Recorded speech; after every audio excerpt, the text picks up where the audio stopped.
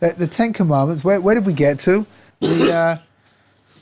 We spoke about keeping Shabbos, right? And then it says like this: Kabedis avicha v'esimecha. On page 410, if anybody wants to look, Kabedis avicha v'esimecha.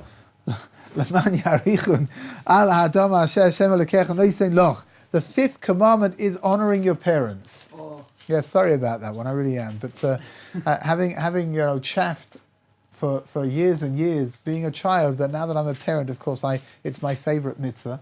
And it's funny. What it's really quite funny is that parent. This seems to be a mitzvah that all parents are aware of. It doesn't matter whether they may never have been exposed to the Bible, they may never have been exposed to the Ten Commandments, but somehow or other there is some kind of an intuitive understanding that you have to honor children have to honor their parents. What is the idea? Where does it come from? So it's interesting. You know that the two tablets of stone were identical. Their size and shape were completely identical. And on the first side, on the first tablet of stone, were the first 5 commandments. On the other tablet was the last 5 commandments. And what's interesting about them is that they're described by the rabbis. The first set of tablets are halachas, they are mitzvahs which pertain to our relationship with God. Spiritual. Right? Spiritual, right? The other ones are ones which pertain to our relationship between ourselves, what's called ben adam lechavera, how we're going to get on with each other. If I were to ask you, without you knowing the answer, if I were to ask you, where do you imagine honoring your parents fits, into which side does it fit? So we would all say, surely it fits into the side to do with your relationship with human beings, with other people, right? Honoring parents. And yet, it's the 5th commandment on the side that's dedicated to our relationship with God. Why would that be? So explain the rabbis like this. The reason for honoring parents, the ultimate reason for honoring parents, is because our parents are a link which take us back in the chain that takes us back to standing at Har Sinai. Which means our parents are something which is integral to the path of the Jewish people that brings them from Har Sinai to where we are today. Right? Why do we have this commandment to honor our parents on the side to do with the more spiritual dimensions, to do with the dimensions of your relationship with God? That's to do with the fact that it's drawing us back to Hashem. Right? Our parents bring us back to Hashem. Everyone's a link, and each generation is a link, and they're the generation that are going to take us from their generation into our generation. And Mitzvah Hashem, you'll become the link that will take you into the next generation through your children in Mitzvah Hashem, right? Which means that the halachas of dealing with parents, the halachas of honoring parents, of respecting parents, what's required of you, what you're supposed to do, what you can do, what you can't do, all of these things are there in order to remind us that our parents are the ones that brought us into the world, and our parents are part of that link that's going back. So I once had a very, very beautiful idea. Converts don't obviously have that link, right? Because if a convert converts today, so they don't have Jewish parents that are going to be a part of that link, which is going to put them back to Har Sinai, take them back to Har Sinai. And yet, according to the spiritual dimensions of what happens, when a person converts, they become a part of that chain. They become a link in that chain, even though they don't have the parents behind it that are going to take them back. Somehow or other they're fitted in and they become an integral part of the Jewish nation and that link. It's a very beautiful idea. Yeah. Then honoring parents, what happens if, let's say, they have a view of you being in yeshiva and you studying and you learning, and it's not a view that you particularly tend to agree with. Okay. I mean, I have no idea where that particular example would have come from. No, exactly. I imagine it's just, sort of off the top of your head, right? Hypothetical. How do you deal with that, though? How would one hypothetically deal with hypothetical parents who are hypothetically upset that their hypothetical children are hypothetically learning in yeshiva? Well, the emphasis like this is very interesting. The Gemara, the Halacha says, the Shulchan Aruch says, that there are very few instances where a child is not obligated to listen to his parents. One of them is when it comes to learning Torah. However, that does not mean that the child is exempt now from his obligation to respect his parents, which means that having a screaming match, right, and shouting and stamping feet and tantrums and all that kind of stuff, that for sure is not acceptable. That's something which goes against what the halacha tells us to do. However, if a child feels that it's beneficial for them to be in yeshiva, I'll tell you something even more extreme, because I think your question is, I think, I apologize for using the word, but I think it's very obvious, right? That if a child wants to learn in yeshiva and the parents don't want him to be in yeshiva, the only way that the child is going to be able to grow and to understand what his obligations towards God are is by learning. However, if you've got a situation where parents want you to learn in one yeshiva and you want to learn in a different yeshiva, even then, says the Shulchan Aruch, that you don't have to listen to what your parents are saying. Again, you know what, that's not right. You should listen to what your parents are saying. You don't have to follow what they're saying. I don't know how to tell you this, I really don't, and I apologize if this is going to sound radical and absolutely ridiculous, but sometimes parents actually know what they're talking about. Rabbi. Oh, blast, I thought you weren't listening. I thought I could swing that past you without you getting all excited over there. What can I tell you? Sometimes parents actually know what's best for their children. And when you've got some kind of a disagreement with parents, less about whether somebody should be spending time learning in yeshiva and more to do with what kind of yeshiva they're supposed to be in, at that point, again, whether you follow or not, you certainly should listen to what your parents are telling you. They do know you. Right? Bernie? Yes. Your parents know you? We hope so, right? Side. So that's why it says that we have to honor our parents. Interesting enough that the psukim over here, the verses over here, are not talking about they're not talking about emotions that a child needs to feel towards a parent. Right? There are obligations to respect. Right? Respect is a halakhic definition over here. So, for example, they mention emotion because it's intertwined with the thing that one should be feeling towards God. Do you know what? That's an interesting idea. I think under normal circumstances, when you've got a good, healthy relationship, then yeah, the answer is yes, right? Parents are there to help us. We love our parents and we admire our parents and we respect our parents, and hopefully those are emotions that we can transfer into our relationship with God as well, right? However, what's interesting over here is, for example, if a child is angry with his parents, which does happen from time to time. There are children that don't get on so great with their parents. If a child is angry with their parents, or a child doesn't get on with his parents, nevertheless, the halachas of honoring parents and respecting parents still exist. Something that helped me a lot was an idea that Rabbi Samet told me, which is that you're not angry with them as people, you're just angry with the decision that they're making. Yeah, very good, right? Very good, which means that, just to understand that, fine, we've got disagreement of views over here, right? Yeah. The halacha is not telling you that you have to agree with what your parents are telling you. The halacha is not telling you that you have to love what your parents are doing or what they're saying. The halacha is simply saying that, there are certain things with regards to your parents that you have to do. And for example, you're not allowed to sit in your father's seat, right? So good, that's fine. It doesn't matter how angry you are, it doesn't matter how upset you are, you still can't sit in a father's seat. Simple as that, right? Why is it so particular?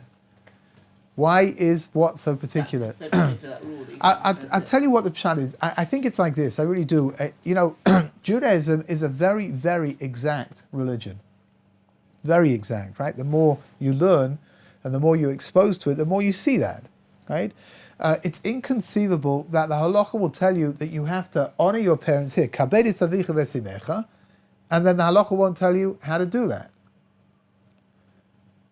Right? One person's respect is not another person's respect. That it's very interesting. A lot of cultural things over here as well. Right? Different cultures with regards to respect. What's considered to be respectful, what's not.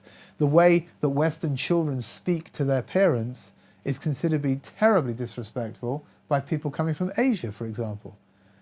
In places like Japan, the respect that children have for their parents is enormous, in the way they speak to their parents. I still remember when I was a kid growing up, I got sent to a very pucka, very proper English school by my parents, They wanted us to have wanted me and my brothers to have a decent education. Went to UCS. They wanted us to have a decent education, and my parents made sure that we had Rebbes in the afternoon to teach us after school, right? But they wanted us to have a good education, because without that good education, how would I be able to sit here and teach in yeshiva, right? If I didn't have a good, decent, secular education. Something doesn't sound right. Anyway, and in not in my class, we were already, I guess we'd lost the sense of respect, but some people in my school, I remember, spoke to their parents in the third person. Yes, father. No, father. There were even a few actually used Latin. They called their parents pater and mater, which is father and mother in Latin.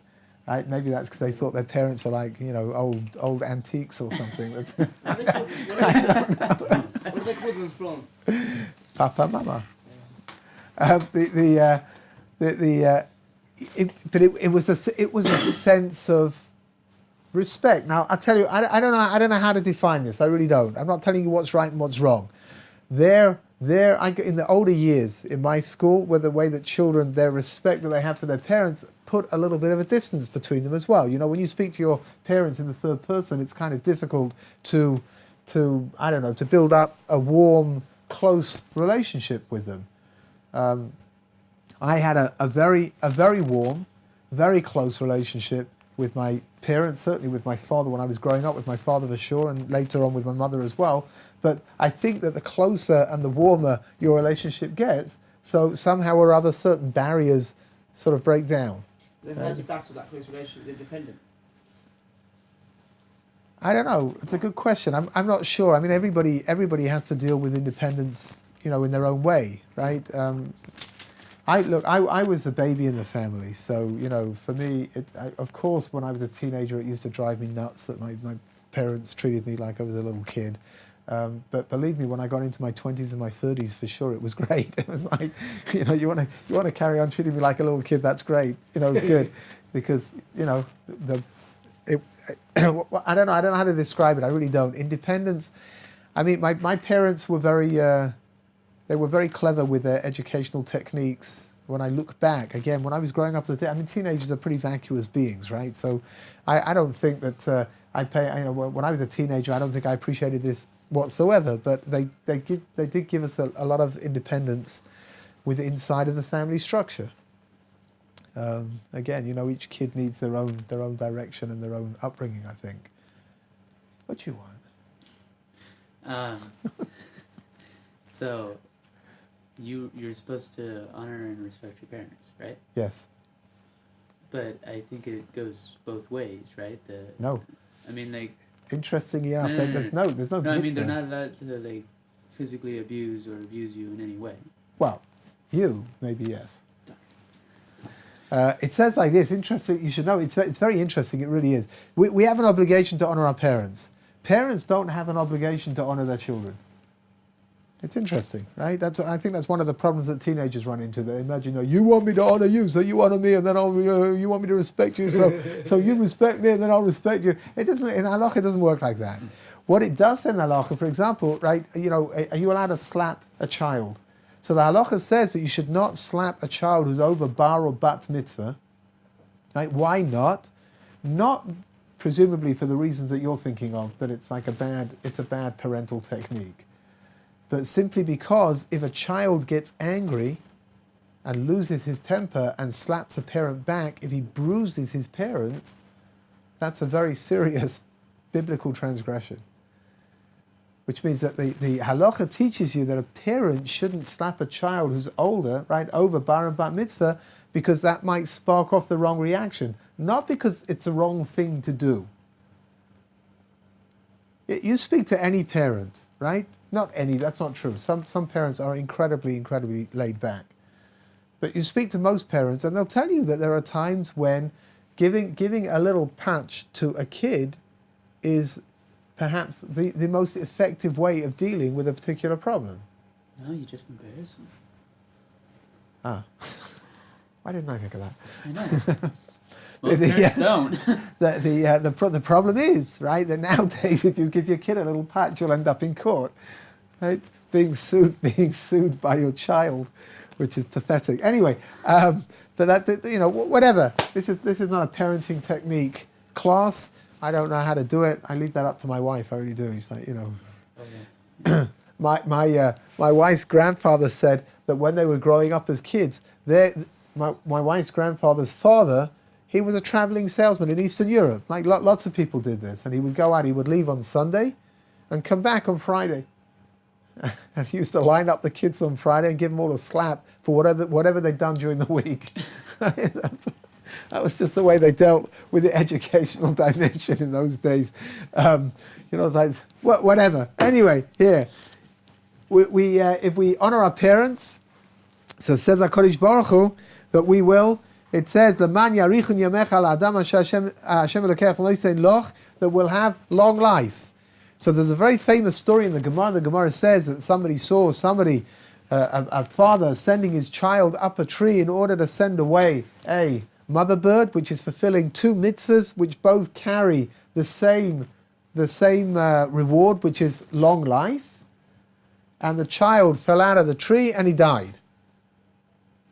So the Gemara asks, how is it possible that if the Torah promises you that you'll have long life, so how is it possible that a child who was fulfilling the mitzvah kibbud av, his father told him to go up the tree in order to do this, and fulfilling the mitzvah of shiluach hakem, which is sending away the mother bird, how can it be that he lost his life?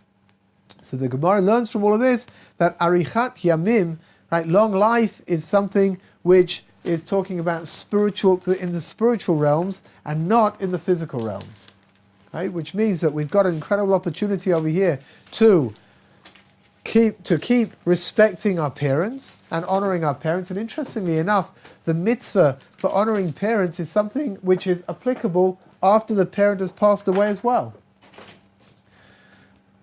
Right? Which is a fascinating thing, because normally mitzvahs are applicable to a particular moment, which means if somebody is there, you can perform the mitzvah. If somebody's not there, you can't perform the mitzvah.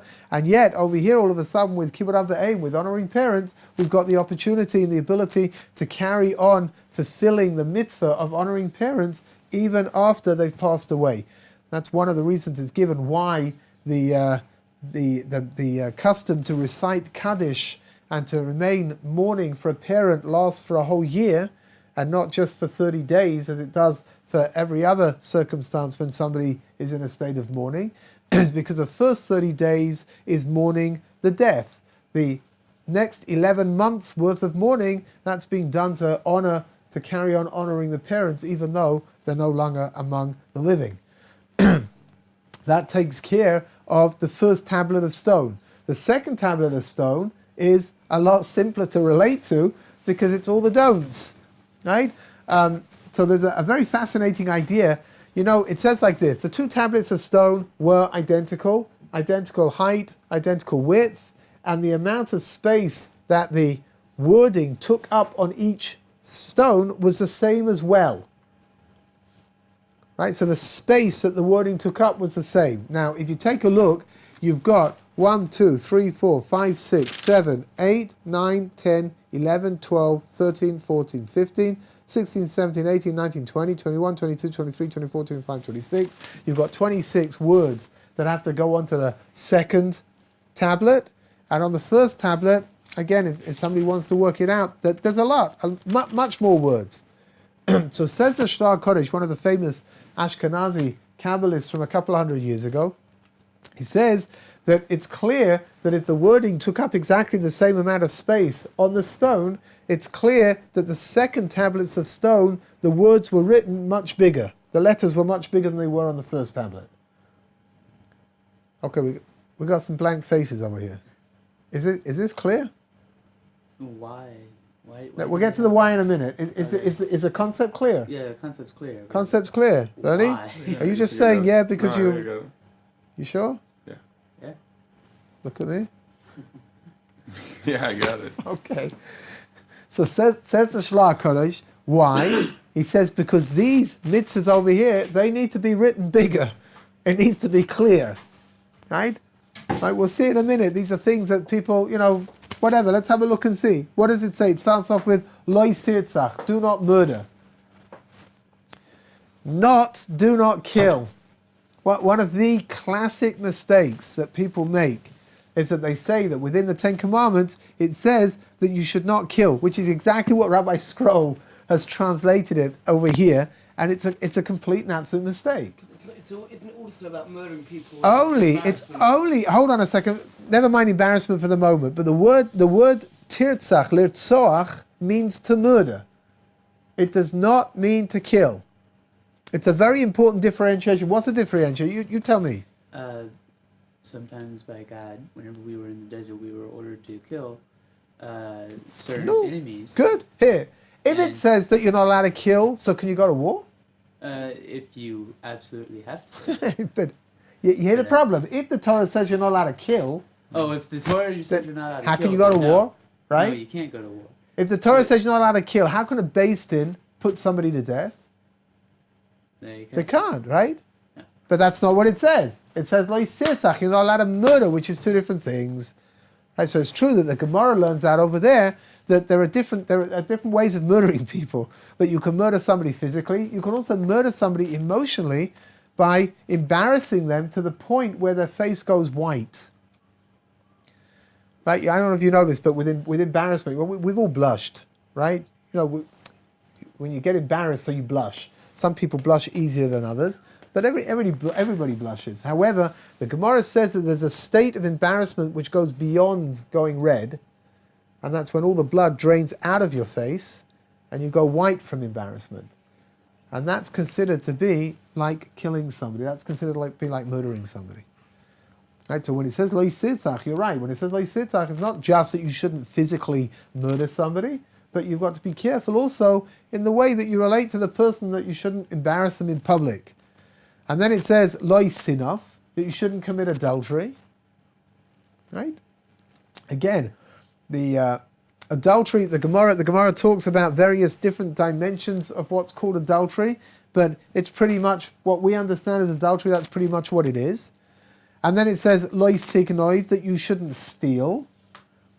Right? Stealing over here, the Gemara says, stealing is also talking about kidnapping. It's not just talking about walking into somebody's home and taking their silver candlesticks or something, but it's talking about kidnapping another person, holding them for ransom, whatever it is. That's also part of the prohibition against stealing, Lo signoiv. And how they did the whole exchange of soldiers then? Who is they? The Israelis never kidnap others in order to hold them for ransom. It always seems to be the other way around. It would be an interesting halachic question about whether it would be okay to kidnap kidnap a terrorist or something, and then hold them for ransom in order to release other Jewish prisoners the way that they do it, the way that the Arabs do it, the other way around. It would be a fascinating debate. I think it's something which really ought to be looked into, actually. We should do that next class. The debate or the kidnapping part? The debate. Okay. not the kidnapping part. Let's not go that far. And then the next commandment, the ninth commandment over here is Lo yisaneh b're'echa eid shoker, that you shouldn't bear false witness against somebody else. Right, what does it mean to bear false witness? To come to testify that this person did something that they didn't do. Right? Very, very simple, very obvious. And then Lo yisachmoid beis re'echa, Lo yisachmoid eishes re'echa, va'avdoi va'amosoi v'shori v'chamoy b'chol asher le're'echa. And you shouldn't covet, you shouldn't be jealous of your fellow's house. You shouldn't covet your fellow's wife, his manservant, his maidservant, his ox, his donkey, anything that belongs to your fellow. Now, there's a pretty obvious question over here, which it doesn't look like anyone's going to ask. What's jealousy got to do? Oh, thank you. We're talking over here on the second tablets. We're talking about practical dimensions over here, right? So here, Lo sirtzach, Lo sinaf, Lo signoiv, Lo tzaneh berecha eid shoker. Don't do this. Don't do that. Don't do the other. Right? Don't murder. Don't steal. don't commit adultery, don't bear false witness, and then all of a sudden we're told not to have an emotional response. No, because right? jealousy is another form. And it could be saying they were jealous of other gods. No, over here it's not talking about Or other they gods. were It's very jealous of clear over somebody here. else's wife. That's what it's saying, right? Yeah. Okay, so I think that the reason why it specifically states do not have jealousy is because jealousy leads to all the sins that I was just talking about that you can't do. Do not commit murder, do not commit Very good. adultery, not bear false witness. You know, I mean, you could be jealous of other people's accomplishments and want them for yourself. You could. Okay, steal, good. you could Very take good. someone's wife. Okay. I You mean, could no, it's not murder very someone. good. You shouldn't steal and you shouldn't take someone else's wife. You shouldn't do that. Just don't do that. But yeah. Good, very good, very nice idea. The Gemara makes a differentiation between two different kinds of jealousy. There's kina, which is jealousy, and there's something called kinat sofrim. Kinat sofrim literally means the jealousy of scribes. But what does that mean? Right, we all know that there's two different kinds of jealousy. Your next door neighbor buys a new car, and it drives you nuts that he's got a new car and you don't, and the day that he crashes his car, you're happy. That's not good jealousy. That's negative jealousy. That's jealousy which will draw a person down and ultimately destroy them. However, your next door neighbor buys himself a new car, and you want a car like that so bad that it drives you, I guess pun intended, it drives you on to work harder and to become more successful at what you do in order to earn enough money to be able to buy that car. That's positive jealousy, right? Hear the difference between the two, right? Which means that you can utilize, you're not, it doesn't bother you that the other person's got what they've got. It bothers you that you don't, and you'll use that in order to draw yourself up and to become more successful than you were in whatever field it is, right?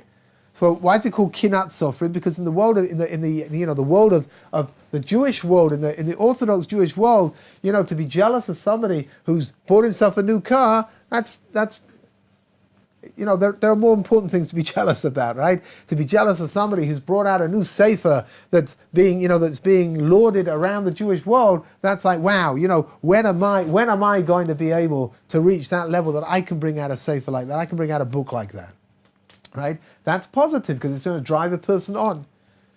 I read a story from Rav Chaim Kanievsky, one of the great rabbis from our generation, one of the greatest rabbis from our generation, that a fellow came to him and he said to him, Rebbe, he said he'd inherited a large inheritance, a parent had passed away, and he'd received a lot of money. And he said that Rebbe, he said he's scared of what's called ayin horror. He's scared that people are going to look and they're going to be jealous and it's going to be bad for him. So Rav Chaim Kanievsky said to him like this, he says, tell me, with this newfound wealth that you've got, he says, are you now able to sit down and learn Torah more hours a day than you did before? Is that what you're doing? So the fellow said, no. So Chaim Kanievsky said, well, have you hired, scholars to learn with your kids in order for them to become more accomplished scholars themselves? And he said, no. He says, well, are you giving a lot more money to charity in order to support Torah scholars? And he said, no. So Chaim Kanievsky says, you've got nothing to be scared about. He says, why on earth would people be jealous of some large amount of money that you've got and you're not doing anything spiritual with that money? It's a very interesting insight, it really is. Is it nice to have a new car? Of course it's nice to have a new car. Is it nice to have a bigger house? Of course it's nice to have a bigger house. But that's not where we're placing our priorities. Which means that to have jealousy for physical dimensions, over here, it's not good, right? What are you saying? Really, when a person is being jealous, they're saying that God's made a mistake. Now think about it for a minute. Your next door neighbor buys himself a brand new car and it's absolutely beautiful, right? And you want to have that car. You want it. What do you say, right? God doesn't realize that I live at number 9 and he gave it to the fellow who lives at number 11. That's ridiculous. I'm over here. This is my driveway over here, right? That's ridiculous because if we believe that God is giving us what we need every moment we've got whatever we need for that particular moment, then if the next door neighbor has got that brand new car and I don't have the ability to buy that car right now, then that's okay, isn't it? What is there to be jealous about? I'll tell you a little story. My father, my father was one of the few people that I knew who was truly samech b'chalkai. I never ever heard him say that he wanted something that somebody else had. Ever. I never ever.